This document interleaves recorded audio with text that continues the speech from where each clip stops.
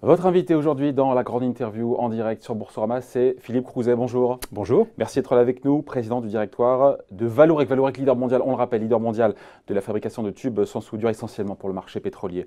Vous avez publié vos résultats trimestriels hier soir après la clôture. On donne rapidement les chiffres. Chiffre d'affaires en hausse de 19%. EBITDA dans le vert, perte réduite de moitié au premier trimestre, 90 millions d'euros.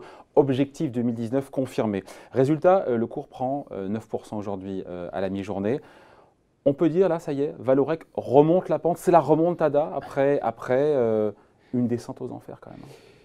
Oui, on peut dire qu'effectivement, on est en pleine remontada. C'est ce qu'on avait annoncé. Évidemment, lorsqu'on annonce ce genre de choses, au début, on n'est pas complètement crédible, puisqu'on a effectivement eu des épisodes boursiers douloureux. Mais les fondamentaux sont en amélioration constante depuis maintenant 2 ans. Simplement, le temps que ça se voit, effectivement, a été un peu long. Il faut reconnaître aussi que dans l'intervalle, notre marché principal, le pétrole et le gaz, a connu pas mal de secousses et que très souvent notre cours de bourse est corrélé à ces secousses plus qu'à nos performances intrinsèques. À juste titre. À juste titre, oui. Parce qu'on se dit, c'est vrai qu'avec un baril de pétrole à 70 $, on se dit, Vallourec, il devrait dégager une tonne de cash et être rentable, ce que vous n'êtes pas encore aujourd'hui. Alors, on commence à se rapprocher du moment où on génère un cash positif. Oui, mais il ne faut pas oublier que le baril était à 80 en septembre et en novembre, il était tombé à 45. Donc, on vit avec ce genre de choc. Il faut se représenter ce que c'est.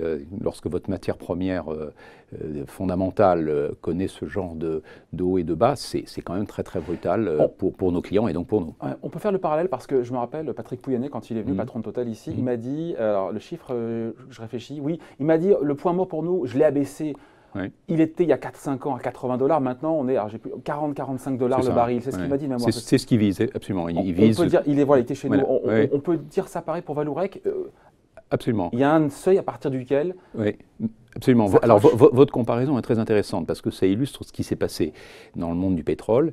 Depuis 4-5 ans maintenant, on vit une transformation complète. Et effectivement, là où à 80 $ le baril, bien un certain nombre de pétroliers gagnaient tout juste leur vie, Total gagnait sa vie pas mal, mais d'autres étaient limites, et bien brutalement, ils se sont retrouvés avec un baril qui est tombé à 25. Donc un bouleversement complet auquel ils se sont adaptés en réduisant leur poids mort, effectivement. Et en coupant dans les investissements, exactement. Ce qui vous a mis dans la panade. Exactement. Ils ont coupé les investissements, ils ont exercé une pression très forte, qui existe toujours d'ailleurs, sur les prix. Et donc nous avons dû aussi baisser notre point mort, parallèlement à celui de nos clients.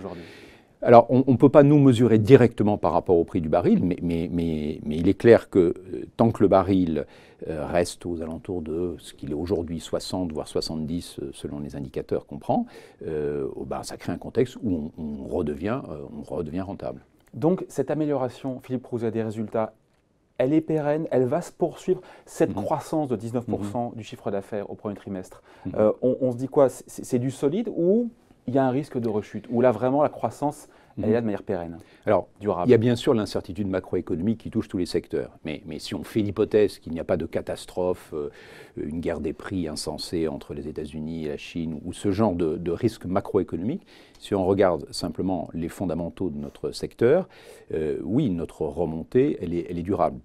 Pourquoi? Parce qu'elle repose sur 2 choses. D'abord, le fait qu'il y a une croissance continue de la demande d'énergie, alors qui se déplace, qui va du charbon vers le gaz, du pétrole vers le gaz aussi, mais il y a encore un besoin énorme d'énergie carbonée et pour longtemps, et la demande, elle continue à croître. Elle a d'ailleurs jamais réellement baissé, de à peu près 1,5% par an.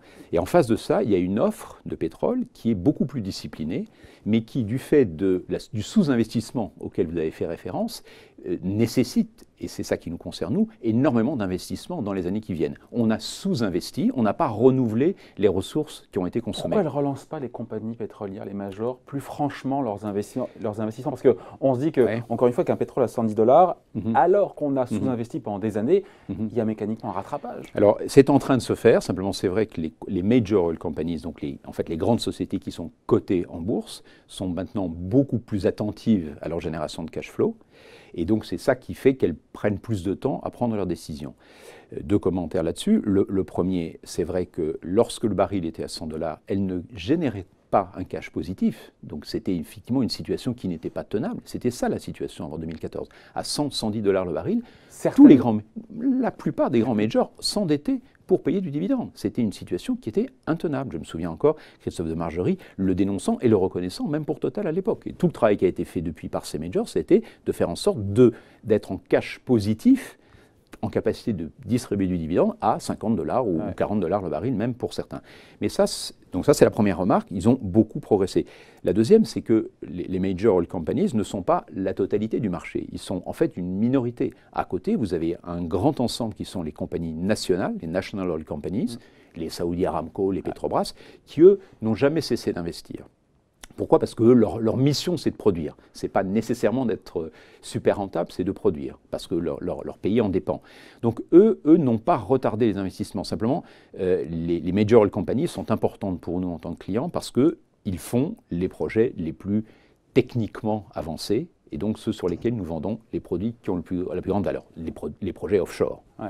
Notamment d'ailleurs, parce qu'on peut faire le lien avec ce contrat. Vous avez des images offshore, là, voilà, ça c'est le cœur de marché des major oil companies, des compagnies internationales.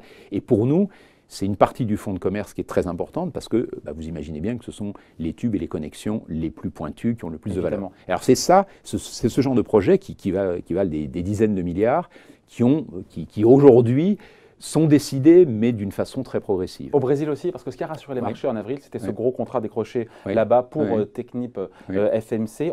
Au-delà de celui-là, il y a d'autres commandes qui sont dans le pipeline. Absolument. Et qui vont être annoncées là. Oui, il y en aura d'autres, absolument. Dans les prochains mois. Absolument, il y en aura et qu'on annoncera. Pourquoi ? Parce qu'en fait, le Brésil est en fait... Dans quelle zone ? Alors c'est toujours la même zone, c'est l'offshore.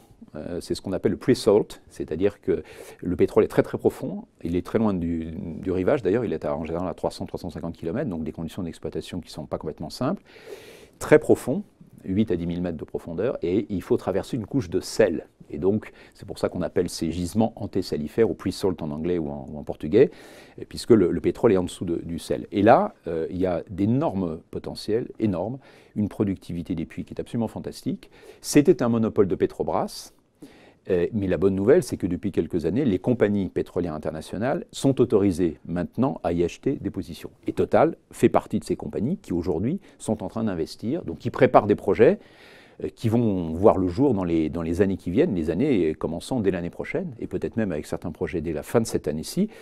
Ça prend un peu de temps parce qu'on est en offshore, ils ont donc besoin d'avoir des permis, des autorisations, etc. Mais ils sont très très engagés tous sur le Brésil. Il faut parler évidemment des pétroles de schiste parce que c'est ce qui a totalement bouleversé la planète pétrole ces dernières années avec en toile de fond une guerre géostratégique entre Saoudiens, on va dire, Moyen-Orient et Américains. À ce jeu-là, les Américains ont gagné, on va dire, et avec aujourd'hui, on ne le dit pas assez, premier producteur mondial, les Américains, de pétrole. Pour Vallourec, c'était une opportunité ou une menace ? Non, une opportunité absolue. Et on l'a joué en 2010. Et ceux de vos auditeurs qui nous suivent depuis longtemps savent qu'en 2010, c'était une crise, en 2010, 2009-2010, mais c'était une crise classique, la crise cyclique classique du pétrole, chute sur 8-9 mois et rebond ensuite. Dans cette période-là, j'ai pris la décision d'investir une usine aux États-Unis, $1 milliard quand même, uniquement dédié à ce marché-là. On le voyait émerger, on le voyait apparaître, j'avais fait le tour des clients et je m'étais convaincu qu'il y avait réellement une opportunité fantastique. Et effectivement, vous voyez, on est 7-8 ans après et grâce au pétrole de schiste, les États-Unis sont redevenus l'année dernière, en deuxième partie de l'année dernière, le premier producteur mondial de pétrole. Et pour vous, ces sources, le poids en termes de revenus, en termes de croissance des revenus ? C'est entre un quart et un tiers de nos ventes. Et notre rebond... Et en forte croissance. Et notre rebond, dans le courant de l'année 2018, il est d'abord venu de là. La bonne nouvelle étant que depuis la fin de l'année 2018, donc le dernier trimestre et puis le premier trimestre, maintenant le relais est pris par un redémarrage des investissements et de la consommation au Moyen-Orient, en Afrique, en mer du Nord. Mais les premiers à redémarrer, ça a bien été les États-Unis. Il faut le rappeler évidemment, et ceux qui nous regardent le savent, Vallourec a suscité beaucoup d'inquiétudes. Avec un cours au plus bas, on a connu ça, c'était fin 2018 je crois, au plus bas depuis 1995. Vallourec a perdu 3,5 milliards en 5 ans. On se dit que maintenant le cauchemar, la descente aux enfers, tout ça, c'est terminé pour Vallourec. Maintenant on parlait de remontada, c'est le comeback, c'est la recovery. Oui, enfin c'est la recovery qu'on avait annoncée, mais oui. Et après il faut la produire, il faut la... Absolument, là il faut... si nos clients continuent à investir comme ils investissent en ce moment. On est là, on est prêt. On a considérablement amélioré notre compétitivité. On a fait le même travail que celui que Patrick Pouyanné a fait chez Total pour réduire nos coûts.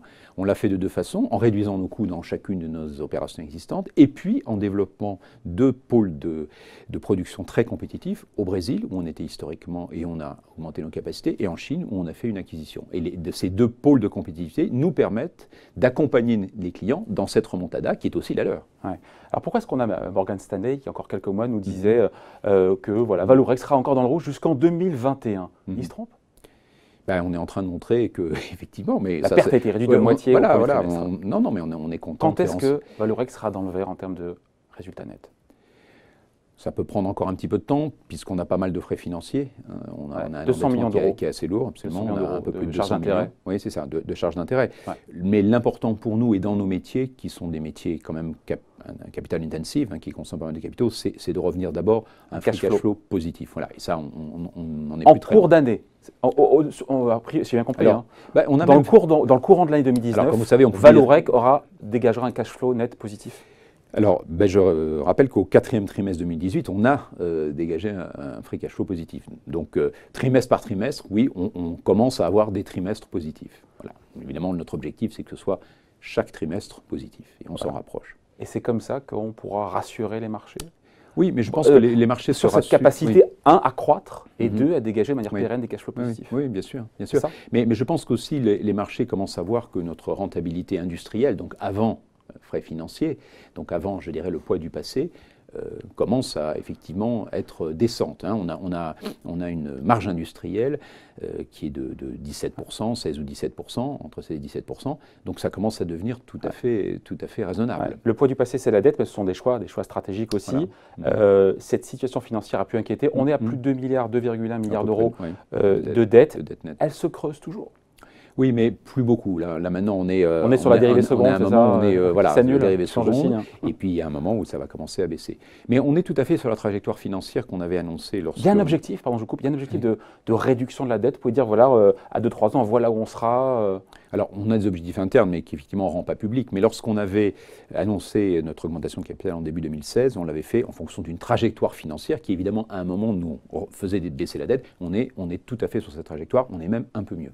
Ouais. Et pour ça, il faut céder des actifs. Alors j'ai vu qu'il y avait des centrales à charbon en Allemagne, en Chine. Il y a encore une fois des objectifs en termes de cession, de montant, de timing de pays, ou est-ce que ça reste… En fait, on a un portefeuille de produits qui est très homogène. Donc on n'est pas de ces sociétés qui peuvent dire on cède tout un pan d'activité parce qu'il n'y a pas de synergie avec le reste. Nous, on est très très intégrés. On fait le même type de produits partout sur la planète. Il se trouve simplement qu'on a un segment de marché qui sont les tubes. Alors c'est des très gros tubes pour les centrales thermiques au charbon, qui évidemment est un marché qui a disparu dans l'Occident et qui est en train de chuter également, ce qui est plutôt une bonne nouvelle pour la planète, même si ce n'est pas bon pour Vallourec, pour ce segment-là d'activité de Vallourec. Même en Chine, les centrales thermiques au charbon sont de moins en moins nombreuses. Donc on a décidé de sortir de ce métier-là, parce que tout simplement les volumes sont plus suffisants pour justifier de conserver deux usines. Mais c'est plus en fonction de l'évolution des marchés qu'un découpage de portefeuille pour le principe de se réduire. Non, c'est juste que là, le marché a disparu. Donc pour clore le sujet sur la dette, Philippe Crouzet, on ne peut pas dire dans 5 ans, la dette aura été divisée en deux de Vallourec. Vous ne pouvez pas faire cette prévision, cette projection-là? Ah mais dans 5 ans, la dette aura très significativement baissé. Oui, voilà. Mais après, je ne vais pas vous donner un chiffre précis parce que ça. Mais vous en tête, vous avez un chiffre en tête? Mais on a un chiffre même avant 5 ans. Oui, bon. Oui, bien sûr. On parle du cours de bourse, évidemment, sur Boursorama. 50% de hausse depuis le début de l'année, dont 9 rien qu'aujourd'hui après les résultats trimestriels publiés hier. 55% de baisse toujours sur un an. Pour vous, c'est sûr, le point bas a été touché, là encore une fois, boursièrement, ou c'est encore trop tôt pour le dire? Alors, honnêtement, je pense quand même que c'était un point bas un peu artificiel. Comme vous savez, toutes les valeurs qui font l'objet de préoccupations font l'objet de tactiques boursières. Vous êtes des experts. Le short selling, on en a été positions vendeuses. Voilà, des positions vendeuses. Oui, vous êtes bien. Quel pourcentage du capital? C'est 10%, c'est ça? Non, au moment dont vous parlez, c'est-à-dire le point bas de novembre-décembre, on était à 20%. Donc c'est-à-dire que le cours de bourse de Vallourec était fait par ces gens-là, qui constamment, le moindre information, le moindre événement qui ne concernait d'ailleurs pas forcément directement Vallourec, mais qui pouvait concerner le marché pétrolier ou autre, immédiatement, ils jouaient à la baisse. Donc ils ont gagné de l'argent pendant un moment, il faut dire. Et ils en ont perdu beaucoup quand on a annoncé nos résultats annuels. Exactement. Voilà. Vous leur dites, aux short sellers, vous leur dites, ça y est, c'est terminé les mecs? On n'a pas besoin de leur dire. D'eux-mêmes, ils en tirent cette conclusion. Et d'ailleurs, du coup, le pourcentage de notre capital aux mains des short-sellers a été divisé par plus de 2. On est maintenant nettement en dessous de 10%. Donc ça veut dire quoi? Ça veut dire que la volatilité de notre cours va baisser. Parce que la volatilité, c'est eux qui la fabriquent. Et en plus, nous avons eu, à la fin de l'année, disons des rumeurs un peu organisées qui visaient à nous faire baisser encore un peu plus. Donc tout ça, oui, je pense que ce type de spéculation qui ne peut s'appuyer que sur un climat d'incertitude est derrière nous, en tout cas en ce qui concerne les facteurs propres à Vallourec. Après, le monde de l'énergie, le marché du pétrole est plein d'aléas, donc il peut y avoir des hauts, des bas. Mais on ne sera pas décalé par rapport à la tendance du marché comme on l'a été dans le passé. Ouais. Vous pourriez dire quelque chose aux investisseurs, je pense notamment aux petits porteurs qui peut-être nous regardent sur Boursorama, qui sont quand même traumatisés d'avoir perdu 90% ou plus sur Vallourec. Vous leur dites quoi? Vous plaidez coupable, c'est pas votre faute, vous êtes désolé. Vous comprenez qu'ils soient furibards, les mecs? Oui, oui. Ah ben, je le comprends, d'autant plus que je suis moi-même un petit porteur à titre personnel et depuis longtemps. Et nous avons beaucoup de nos salariés qui le sont aussi. Donc je peux vous dire que ces échanges, on les a aussi avec nos salariés. Et j'ai régulièrement d'ailleurs un point avec nos collaborateurs et ceux qui représentent les fonds qui gèrent cette partie de notre capital détenue par les salariés. Non, ce que je leur dis, c'est qu'effectivement, on est très très désolé de ce qui s'est passé. On a vraiment fait le maximum. Il faut surtout que les investisseurs, les petits porteurs, qui d'ailleurs sont revenus très fortement ces 2-3 derniers mois. Donc beaucoup nous continuent à nous faire confiance parce qu'ils voient, et je pense que quand on compare, quand on prend une vision un peu large du secteur pétrole et gazier, tout le monde a trinqué. L'année dernière, je prends une valeur, par exemple, Schlumberger, une valeur extraordinaire, Schlumberger. L'année dernière, ils ont perdu 45%. Donc nous, on a fait 55%, d'accord, dont une partie spéculative, mais tout le secteur, l'année dernière, a vraiment souffert beaucoup. Je pourrais vous dire pourquoi il a souffert, parce que ce sont des facteurs qui ne sont pas qu'économiques, qui sont aussi géopolitiques. Et malheureusement, dans le secteur de l'énergie, les facteurs géopolitiques prennent plus de poids qu'avant. Mais sur l'aspect strictement économique, oui, on a souffert. Est-ce qu'on a fait des erreurs? On a sûrement fait des erreurs, on a sûrement surinvesti au moment où tout allait bien, comme tout le monde d'ailleurs, et donc ça se paye, c'est ça qu'on traîne dans notre bilan. Maintenant, est-ce que ces investissements, il y en a que je regrette? Non. On a fait un investissement au Brésil. Je vous dis, l'avenir de l'offshore dans le monde, c'est le Brésil. 60% de ce qui va être ajouté en capacité offshore dans le monde dans les 10 ans qui viennent, ce sera au Brésil. On a eu raison d'investir là. On a parlé des gaz et huiles de schiste aux États-Unis. On a investi là. On a investi en Arabie Saoudite. On a investi en Indonésie. On a investi en Chine. J'ai regret sur aucun de ces investissements. Alors après... Sur le timing. Peut-être sur le timing, peut-être sur les montants. On a mis beaucoup d'argent au Brésil. On est parti sur quelque chose qui était massif. Et puis derrière, Petrobras a eu beaucoup de difficultés, etc. etc. Voilà. Oui, le timing de certains de nos investissements, voire la dimension, n'a pas été assez discipliné. Maintenant, on est hyper discipliné. D'ailleurs, en ce moment, on nous reproche plutôt de ne pas investir assez parce qu'on voit que nos chiffres de CAPEX... Non, c'est simplement qu'on a des procédures beaucoup plus strictes et que tout le monde, et ça je peux le dire aux petits porteurs, tout le monde à tous les niveaux dans nos usines, ils savent ce que c'est que le cash, ils savent qu'on pilote la société au cash et ils savent que l'avenir, et leur avenir, donc notre avenir, il dépend de retour au cash positif. Donc tout le monde est très aligné sur ces objectifs et je remercie, j'en profite, j'utilise votre tribune pour remercier les petits porteurs qui nous ont fait confiance, même dans les moments difficiles, et je félicite ceux qui ont eu le nez de nous acheter au moment où on était au plus bas. Et pour ceux qui sont rentrés... Moi, je n'ai pas le droit de le faire, donc, puisque je suis initié permanent, mais je l'aurais bien fait. Ouais. Donc, à vous écouter, il y a encore le titre en a sous pied, pour le coup, vu le gadin, le gadin boursier sur 10 ans. Bien sûr. Le potentiel est énorme. Oui. Ah, je pense que le potentiel est important. Sur le cours boursier. Oui, je pense. Oui. Vallourec, il faut le dire, on peut vous parler des salariés en France, c'est 3500 collaborateurs en France. Il y a eu en interne cette peur du plan social parce qu'il y a 200 millions d'euros d'économies à faire par an. Vous leur avez dit, j'imagine, vous confirmez, il n'y a rien à craindre sur les sites français? Alors, sur les sites français, il n'y a rien de majeur. Il y a toujours des ajustements. On en fait en permanence. Mais non. Le gros de la restructuration en France, on l'a fait. Ouais. Aujourd'hui, c'est l'Allemagne en termes de restructuration et le Brésil en termes d'économie. C'est-à-dire qu'on a encore des gisements d'efficacité, mais qui ne vont pas se traduire nécessairement par les effectifs. C'est plutôt des performances industrielles et surtout les approvisionnements qui sont malheureusement un peu chers encore au Brésil. Et en termes de restructuration, oui, c'est l'Allemagne. Avec 200 millions d'euros d'économies à réaliser, qui viendront... Sur 2 ans. Sur 2 ans. C'est-à-dire, en moyenne, on fera au moins 100 cette année, Les années précédentes, on a fait entre 130 et 140. Donc c'est vraiment un objectif qui est atteignable. Évidemment, on ne peut pas toujours rester à ces niveaux-là. C'est considérable. Ça veut dire que chaque année, surtout que le marché redémarre on aussi, économise à 6 à 7% de notre base de coûts. C'est énorme, c'est un effort énorme. Mais les 100 millions, je pense qu'on peut les atteindre. Ils sont tout à fait à notre portée. Dernier point, Philippe Rouzet, le rachat par Total de certains actifs d'Anadarko, Petroleum, c'est quelque chose qui vous sera bénéfique, ça je l'ai entendu, mais de quel ordre? C'est infinitésimal ou vraiment c'est c'est très significatif. Pour Total, c'est un mouvement majeur. Non, mais pour vous? Oui, mais parce que en quoi ça consiste? Ça consiste, c'est 70% de ce qu'ils ont acheté, c'est du gaz, qui est la ressource carbonée de l'avenir, qui est celle qui est moins polluante, si je puis dire, évidemment que le charbon, ça va de soi, mais même que le pétrole, et qui est d'un usage extrêmement flexible.